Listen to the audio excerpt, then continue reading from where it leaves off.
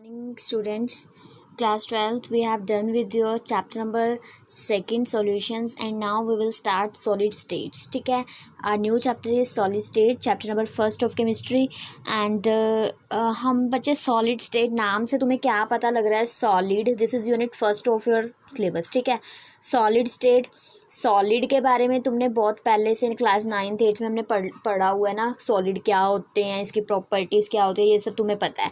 ठीक है, today is a basic lecture of this chapter. Okay, but basic and important to and मतलब for sure question will be asked from this topic. Solid, अब तुम ये तो पता होगा मैटर की स्टेट्स होती हैं कौन कौन सी. सबसे पहले अगर मैं तुम्हें बताऊं यहाँ पे सॉलिड, लिक्विड एंड गैसेस. ठीक है, ये क्या होती हैं बच्चे? मैटर की स्टेट्स होती हैं. यू नो वेरी वेल ये क्या होती है? मैटर की स्टेट्स होती हैं. ठीक है, अब सॉलिड जो है वो तुमने पढ़ना है इस चैप्टर में क्लास 12th में. अब पढ़ोगे लिक्विड का जो है वो तुम ज़्यादातर पढ़ते हो फिज़िक्स में. ठीक है, फिज़िक्स में तुम्हारी पूरी यूनिट्स आती हैं लिक्विड की, जो लिक्विड पे बेस्ड होते हैं. गैसेस का तुम क्लास 11th में पढ़ आए हो. ठीक है, क्लास 11th में तुमने गैसेस के बारे में पढ़ा था. तो अब हम क्लास 12th में सॉलिड के बारे में इसमें पढ़ेंगे. ठीक है, उस सबसे पहले मैं यही बता दूं, वैसे तो तुम्हें सबको पता है अच्छे से कि सॉलिड होता क्या है, लेकिन फिर भी अगर हम डिफ़ाइन करें सॉलिड क्या होता है. Solid is that state of matter in which. ठीक है, साथ के साथ लिखेंगे सॉलिड क्या है. Solid is that state of matter. Matter की वो स्टेट है, that state of matter. Matter की वो स्टेट जिसमें कॉन्स्टिट्यूएंट पार्टिकल्स क्या हैं? In which constituent particles are bonded with strong force of attraction. Are bonded with strong force of attraction. ठीक है, मतलब सॉलिड वो स्टेट है मैटर की जिसमें कॉन्स्टिट्यूएंट पार्टिकल्स बॉन्डेड होते हैं आपस में स्ट्रॉन्ग फोर्स ऑफ अट्रैक्शन के साथ.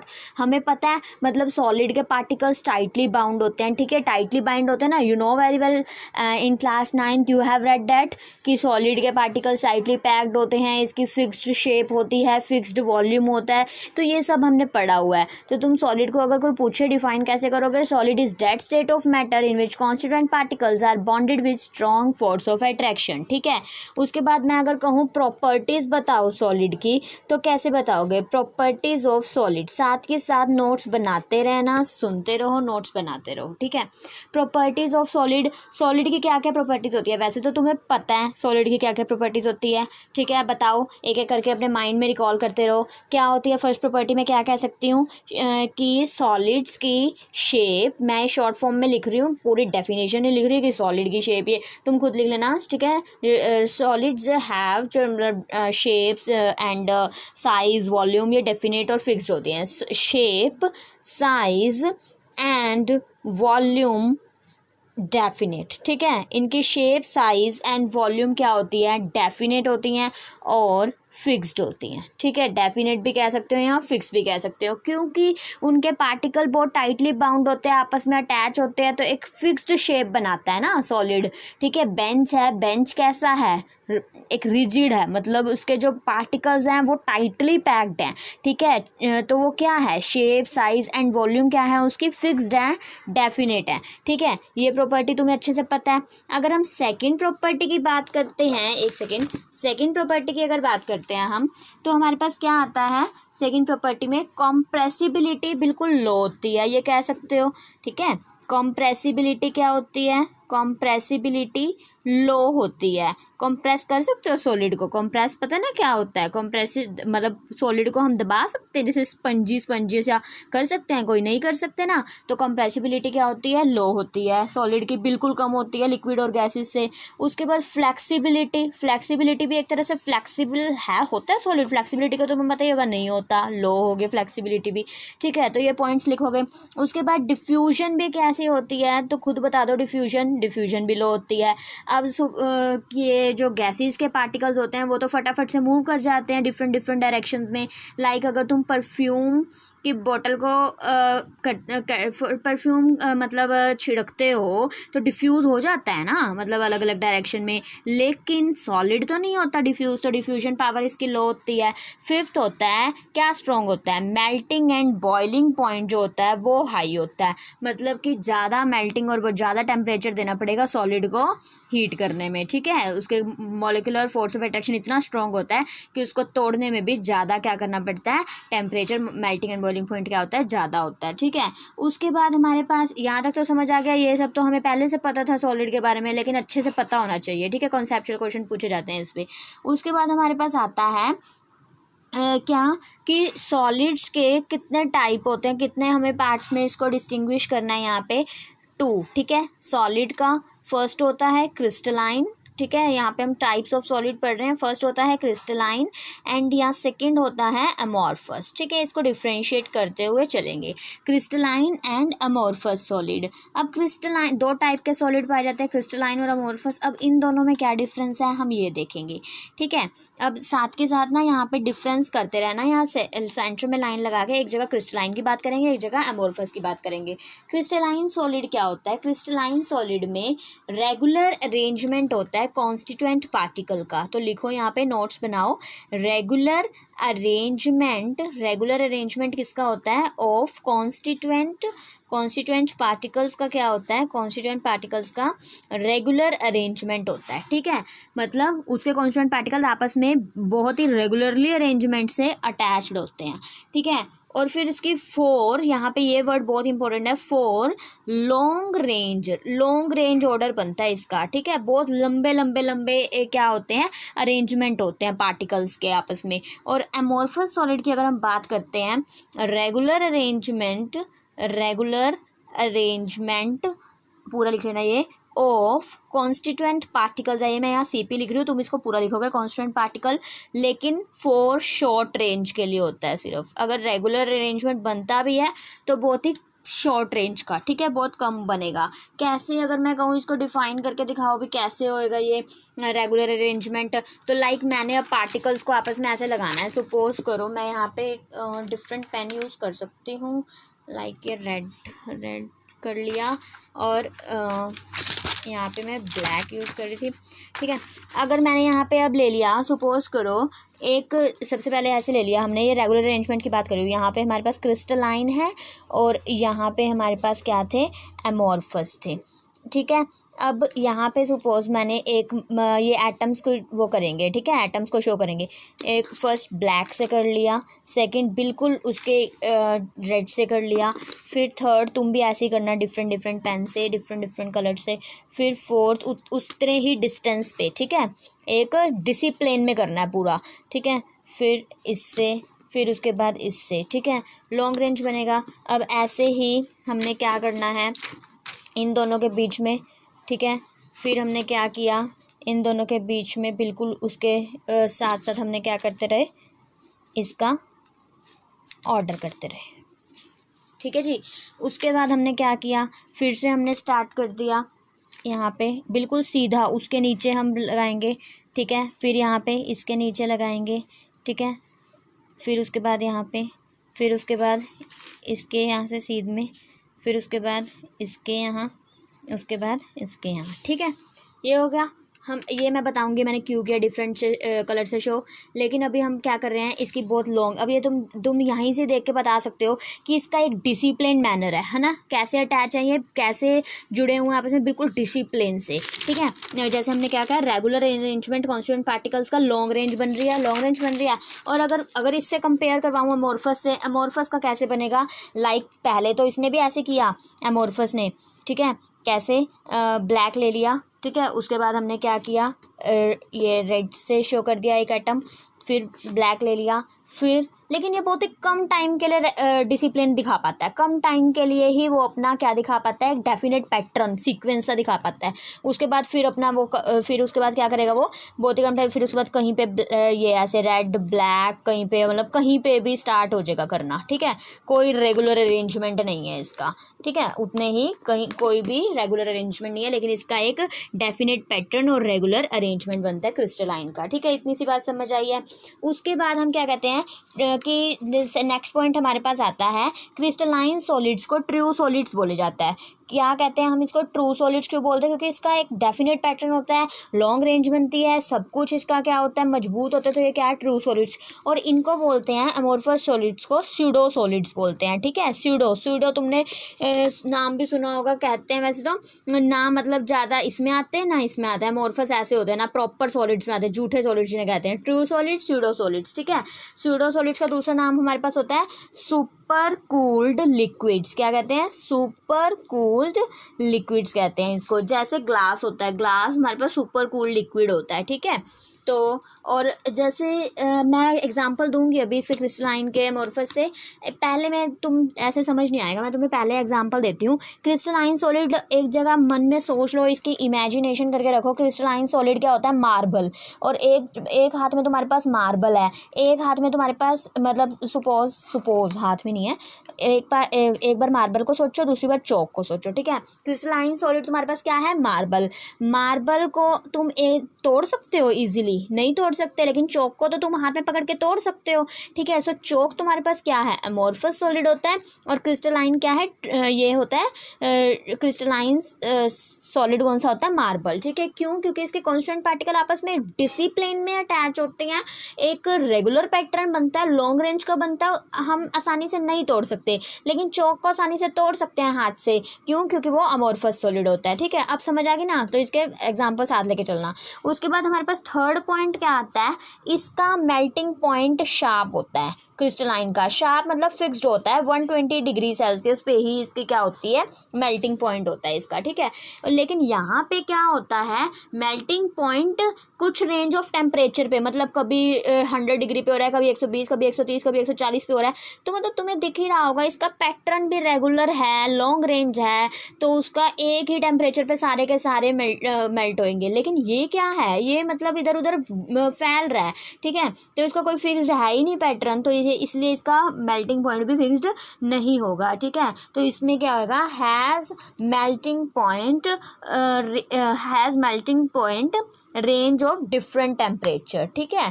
रेंज ऑफ टेम्परेचर में इसका मेल्टिंग पॉइंट होगा, किससे कितने से कितने के बीच में, 100 से 200 के बीच में, ठीक है, 100 to 200 डिग्री सेल्सियस के बीच में होएगा। उसके बाद नेक्स्ट हमारा जो बहुत इंपॉर्टेंट पॉइंट आता है कि जो क्रिस्टलाइन सॉलिड होता है वो कैसा होता है, क्रिस्टलाइन सॉलिड, मैं CS लिख रही हूँ इसको, crystalline solids are anisotropic in nature. क्या होता है, एनआइसोट्रॉपिक इन नेचर। क्रिस्टलाइन कैसा होता है, एनआइसोट्रॉपिक, ये वर्ड बहुत इंपॉर्टेंट है, ठीक है, एनआइसोट्रॉपिक इन नेचर।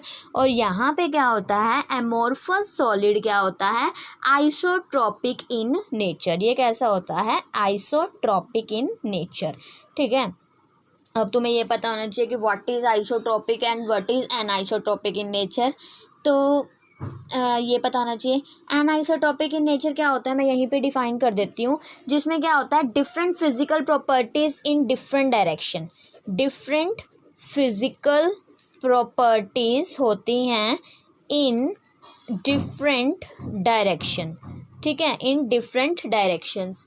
और यहाँ पे क्या होता है, आइसोट्रॉपिक सेम फिजिकल प्रॉपर्टीज होती हैं, लेकिन डायरेक्शन क्या होती है, different. Same physical properties in different direction, ठीक है।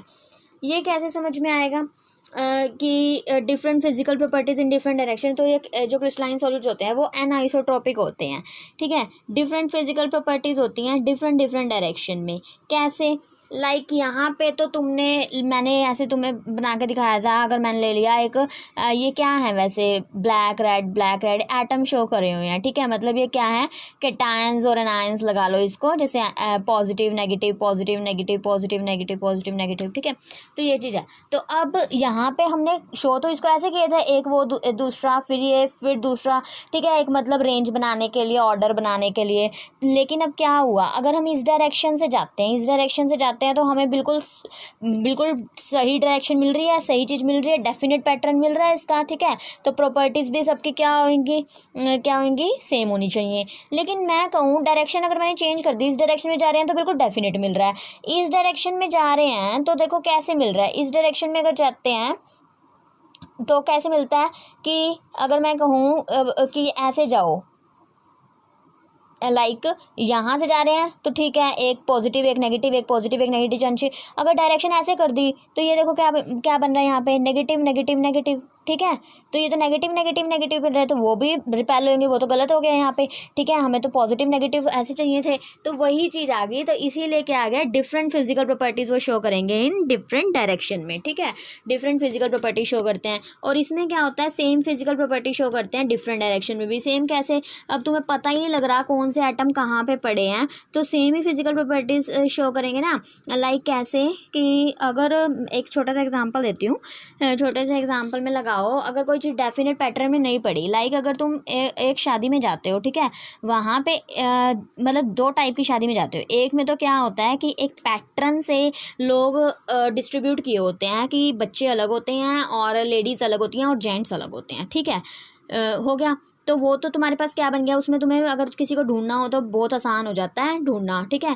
लेकिन अगर तुम ऐसे जगह जाते हो जहाँ पे मतलब क्या होगा, सब मिक्स है, कुछ पता नहीं लग रहा कौन कहाँ है, तो वहाँ पे ढूंढना मुश्किल हो जाएगा ना, उसकी प्रॉपर्टी को ढूंढना ही मुश्किल हो जाएगा।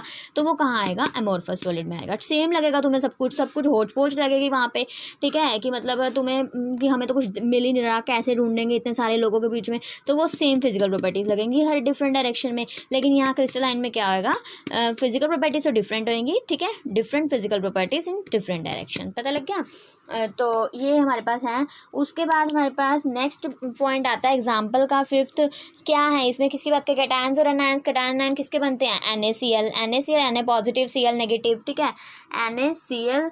और क्या होता है नेक्स्ट, KCl, ये इसके एग्जाम्पल हैं, CaF2।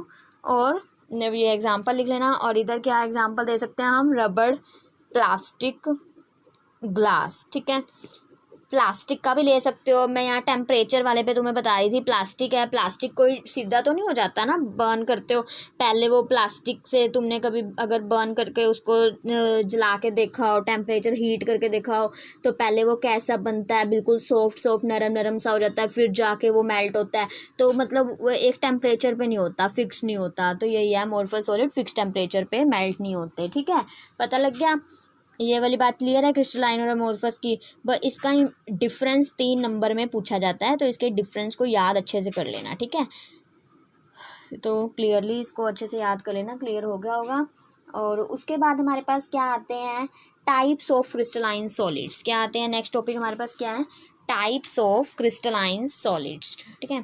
Write down next topic, types of crystalline solids. अब इस चैप्टर में ना तुम बेसिकली क्या करोगे, क्रिस्टलाइन सॉलिड्स की ही बात करनी है। अमोर्फस सॉलिड को नहीं पढ़ना इस चैप्टर के अंदर, सिर्फ यहाँ डिफरेंस याद करना है, उसके बाद पढ़ना नहीं है। डीपली स्टडी किसकी करनी है हमने, क्रिस्टलाइन सॉलिड्स की, ठीक है। तो हमारे पास कितने टाइप के क्रिस्टलाइन सॉलिड्स होते हैं, 4 टाइप्स के होते हैं। अलग अलग लिखना चाहो अलग अलग लिख लो, यहाँ मैं क्या करूँगी, डिफरेंस के अकॉर्डिंग समझाऊँगी, ठीक है। फर्स्ट हमारे पास कौन सा होता है यहाँ पे, आयनिक सॉलिड। कौन सा होता है, आयनिक सॉलिड्स, ठीक है। और सेकंड हमारे पास यहाँ पे कौन सा होता है, मेटालिक सॉलिड्स, ठीक है। आयनिक सॉलिड्स, मेटालिक सॉलिड्स। और थर्ड हमारे पास कौन सा होता है, covalent solids. And fourth one is molecular solids, ठीक है, molecular solids. Okay, clear. 4 type से क्रिस्टलाइन सॉलिड्स होते हैं। अब इनकी प्रॉपर्टीज पढ़नी पड़ेंगी। आयनिक सॉलिड्स क्या होता है, जिसमें कॉन्स्टिट्यूएंट पार्टिकल्स, नाम से पता लग रहा है आयनिक सॉलिड्स हैं, तो कॉन्स्टिट्यूएंट पार्टिकल्स कैसे होंगे, आयंस होंगे। कॉन्स्टिट्यूएंट पार्टिकल्स यहाँ मैं पूरा नहीं लिखूंगी अब, अभी लिख रही हूँ, उसके बाद CP से इसको डिनोट करूँगी। कॉन्स्टिट्यूएंट पार्टिकल्स, कॉन्स्टिट्यूएंट पार्टिकल्स कैसे होते हैं, आर आयंस, ठीक है। इसके अंदर कॉन्स्टिट्यूएंट पार्टिकल्स क्या होंगे, या तो आयंस होंगे, आयंस में कैटायंस होंगे, या फिर एनायंस होंगे, ठीक है। कैटायंस या एनायंस होंगे। आयनिक सॉलिड है, नाम से पता लग रहा है। मेटालिक सॉलिड होंगे तो उसमें मेटल एटम होंगे। कॉन्स्टेंट पार्टिकल्स क्या होंगे, कॉन्स्टेंट पार्टिकल हेडिंग बना लेना, उसके सामने लिख लेना मेटल एटम, ठीक है। मेटल एटम्स होंगे इसके अंदर। और उसके बाद यहाँ पे कौन से होंगे, कोवलेंट सॉलिड्स में नॉन मेटल एटम। कोवलेंट कौन बनाता है, नॉन मेटल एटम्स, ठीक है, ये पता ही है हमें, कोवलेंट बॉन्ड के बारे में पढ़ा हुआ है ना। उसके बाद मॉलिक्यूलर सॉलिड में नाम से पता लग रहा है मॉलिक्यूल्स होते हैं। क्लियर हो गया, ठीक है, फर्स्ट पॉइंट क्लियर हो गया। उसके बाद सेकंड होता है हमारे पास इलेक्ट्रोस्टैटिक फोर्स ऑफ अट्रैक्शन कैसा होता है। इसमें हम बात कर रहे हैं, चारों के लिख ली, आयनिक सॉलिड्स, ठीक है, पहले ही यहाँ पे लगा लो ionic solids, metallic solids, covalent solid and molecular solid. Ionic, metallic, covalent and molecular, okay. अब आयनिक सॉलिड्स में फर्स्ट पॉइंट हो गया। उसके बाद electrostatic force of attraction, electrostatic force of attraction, electrostatic force of attraction इसमें कैसा होता है, आयनिक बॉन्ड में, मतलब बॉन्ड कैसा बनता है। Electrostatic force of attraction high होता है, वो तो मैं सबको पता है। इलेक्ट्रोस्टैटिक फोर्स ऑफ अट्रैक्शन मतलब वो जो बॉन्ड होता है बेसिकली वो कौन सा होता है, पढ़ते हैं हम बहुत बार, आयनिक बॉन्ड, ठीक है। आयनिक सॉलिड्स में आयनिक बॉन्ड शो करेगा। और मेटालिक सॉलिड्स में कौन सा होता है, मेटालिक सॉलिड्स में भी हमने पता है हमें कौन सा होता है, मेटालिक बॉन्ड होता है, ठीक है, मेटालिक बॉन्ड, मेटालिक बॉन्ड। और कोवलेंट सॉलिड में कौन सा बॉन्ड होता है, कोवलेंट बॉन्ड होता है, ये हमें बॉन्ड बताने हैं। मॉलिक्यूलर सॉलिड में कौन सा बॉन्ड होता है, वैन डर वाल होता है। तो इस चीज़ को ध्यान रखना है, इनके डिफरेंसेस को, वैन डर वाल, ठीक है, van der Waal force of attraction, metallic bond, metallic force of attraction, covalent bond, covalent force of attraction, electrostatic force of attraction, ionic bond, okay, पता लग गया कैसे होते हैं चारों में। उसके बाद हमारे पास आता है third, melting and boiling point का। अगर ये कौन सा आयनिक बॉन्ड में तुम्हें पता है मेल्टिंग एंड बॉइलिंग पॉइंट कैसा होगा, हाई, तुम्हारे माइंड में आई गया होगा, आयनिक का हाई होता है, ठीक है। उसके बाद इसका भी क्या होता है, मेटालिक बॉन्ड, इसका भी हाई होता है, ठीक है, हाई होता है। और कोवलेंट बॉन्ड का जो होता है वो लगा लो वेरी हाई होता है, बहुत, इन दोनों से भी ज़्यादा हाई कोवलेंट का होता है, क्योंकि ज़्यादा टेम्परेचर देना पड़ेगा ना। क्या है कोवलेंट में, किसके, डायमंड का एग्जांपल आ सकता है, ठीक है, तो मतलब बहुत ज़्यादा हाई होता है मेल्टिंग एंड बॉइलिंग पॉइंट उसका। मॉलिक्यूल्स का लो होता है, ठीक है। उसके बाद हमारे पास नेक्स्ट आता है कंडक्टेंस। कंडक्टेंस का बताओ, कंडक्टेंस में अगर आयनिक क्या है, NaCl आयनिक है ना, ठीक है, Na पॉजिटिव सी। कंडक्टेंस आयनिक की सिर्फ मॉल्टन स्टेट में हो सकती है। कंडक्टेंस कब होएगी, इन मॉल्टन स्टेट, मॉल्टन स्टेट में होती है। NaCl ऐसे तो वो उसकी कंडक्ट नहीं करता, लेकिन अगर मॉल्टन स्टेट में जाके करता है ना, अगर NaCl मॉल्टन स्टेट में जाके तो Na पॉजिटिव और Cl नेगेटिव में कन्वर्ट होता है, ठीक है। और यहाँ पे इसकी कंडक्टेंस क्या होती है, मेटालिक वाले की हाईएस्ट होती है, इसकी बहुत ज़्यादा होती है कंडक्टेंस। ऐसे लिखोगे, कंडक्टेंस हेडिंग बनाओगे, फिर यहाँ पे ऐसे लिखोगे, कंडक्टेंस इसकी क्या होती है, हाईएस्ट होती है, ठीक है, ज़्यादा कंडक्ट करता है इसमें। कैसे, इसमें ना इलेक्ट्रॉन्स की फॉर्मेशन, मतलब इलेक्ट्रॉन्स क्लाउड बना देता है। कैसे, मेटालिक बॉन्ड मेटल कौन सी ले ली, जैसे Fe है, Fe अगर Fe2 electron negative, Fe2 positive बनाए तो 2 इलेक्ट्रॉन लूज़ करेगा, ठीक है। तो यहाँ पे अगर इसको ऐसे एटम्स को देखें, Fe2 positive, Fe2 positive, Fe2 positive, Fe2 positive, Fe2 positive. अब तुम देखो ये सारे कर्नल्स हैं, 2 पॉजिटिव क्या होता है, कर्नल्स होते हैं, ये सारे कर्नल्स हो गए। और यहाँ पे इलेक्ट्रॉन तो दिख ही नहीं रहा, इलेक्ट्रॉन तो चाहिए होगा इसको, तो ये ज़्यादा कर्नल्स हो गए। अब ये किसको बुलाएगा, इलेक्ट्रॉन्स को बुलाएगा। तो इलेक्ट्रॉन्स क्या करते हैं, यहाँ पे आसपास सारा सराउंडेड क्या करते हैं, इलेक्ट्रॉन क्लाउड बना देते हैं। तो इलेक्ट्रॉन क्लाउड इतना बन गया, वहाँ पे कर्नल्स इतने सारे थे, तो यहाँ पे क्या होएगा, हाईएस्ट होएगा कंडक्टेंस, ठीक है। उसके बाद हो गया कोवलेंट। कोवलेंट का क्या होता है, लो होता है, कंडक्टिविटी इसकी तुमने पढ़ी होगी, डायमंड वगैरह की लो होती है। और यहाँ पे भी क्या होता है, मॉलिक्यूलर में लो होता है। एग्जाम्पल देने हैं इसमें, इसके एग्जाम्पल दे दिए NaCl, और क्या दे सकते हो, KCl, लास्ट एग्जाम्पल क्या है, ठीक है। और CaF2 भी इसका एग्जाम्पल हो सकता है। और इसमें होता है ये मेटल्स का, ये आयरन, ठीक है, जिंक और क्या दे सकते हो, कॉपर, एल्यूमिनियम, और कोवेलेंट में क्या दे सकते हो, डायमंड, या कार्बन कार्बन का बॉन्ड होता है ना, और इसमें क्या दे सकते हो तुम, H2O, मॉलिक्यूलर में, और क्या दे सकते हैं, S8P4। ठीक है, तो this is the topic of today's. ठीक है, समझ आ गया सबको, प्रॉपर अच्छे से कर लेना, नोट्स बना लेना, साथ साथ पढ़ते रहो, साथ साथ लर्न करते रहो, होपफुली तुम्हें समझ आ गया होगा।